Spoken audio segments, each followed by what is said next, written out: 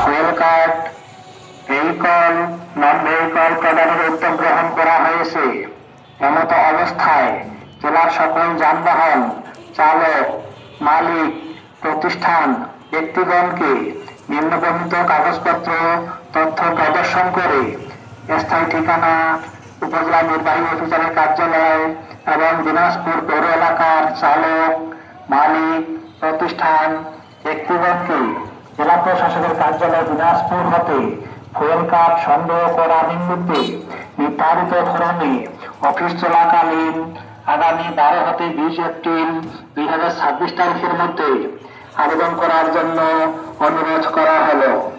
আবেদনের সাথে সংযুক্ত কাগজপত্র: জাতীয় পরিচয়পত্রের ফটোকপি, যানবাহনের রেজিস্ট্রেশন নম্বর কার্ডের ফটোকপি, প্রতিষ্ঠানের প্রত্যয়পত্র প্রযোজ্য ক্ষেত্রে এবং নন ভেহিকল কার্ডের ক্ষেত্রে ড্রাইভিং লাইসেন্সের ফটোকপি, 2 কপি পাসপোর্ট সাইজের ছবি, নাগরিক সনদ প্রযোজ্য ক্ষেত্রে।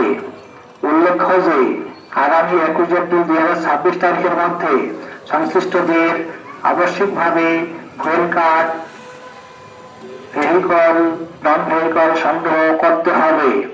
আগামী 21 এপ্রিল 2026 তারিখ হতে দিনাজপুর জেলার সকল পেট্রোল পাম্প হতে ফুয়েল কার্ডের মাধ্যমে জ্বালানি তেল সংগ্রহ করতে হবে।